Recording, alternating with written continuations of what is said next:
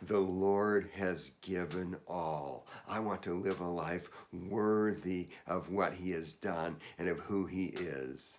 My wife and I received a letter from our auto insurance company years ago congratulating us for being loyal customers for 20 years.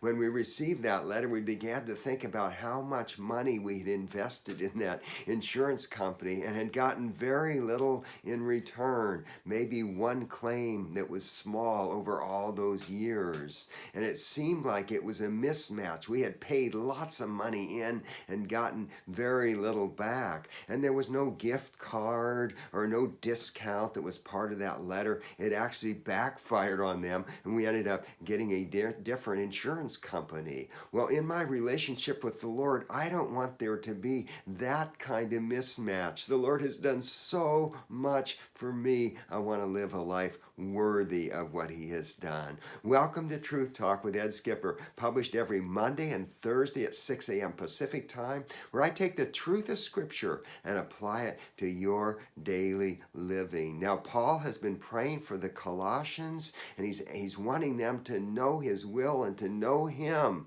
And what is it that this leads to? Colossians 1:10. I pray this in order that you may live a life worthy of the Lord. And so what does that life look like? The rest of the prayer tells us. I pray that you may live a life worthy of the Lord and may please him in every way, bearing fruit in every good work, growing in the knowledge of God, being strengthened with all power according to his glorious might, so that you may have great endurance and patience. So we see that's what the Lord's will is. That's how we can live a life that is worthy of him. So this word worthy means equal, that both sides of the equation are to have equal weight. In other words, the Lord has done so much for us. We don't want this tremendous mismatch to happen in our response to him.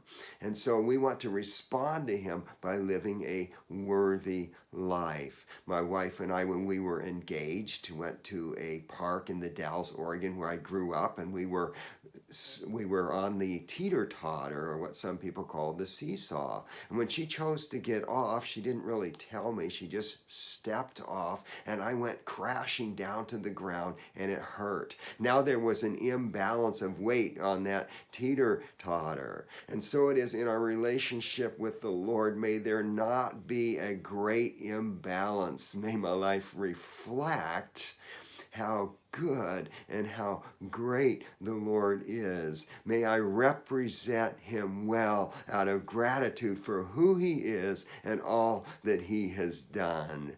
I want my life to be like this one man who said, Christ has done so much for me. The rest of my life is a PS to his great work. How about you? Now, to find out how to have the power to live this worthy life, check out episode 178. Power to change. And if you're watching on YouTube, make sure that you like and share. And until next time, may you live a life worthy of the Lord.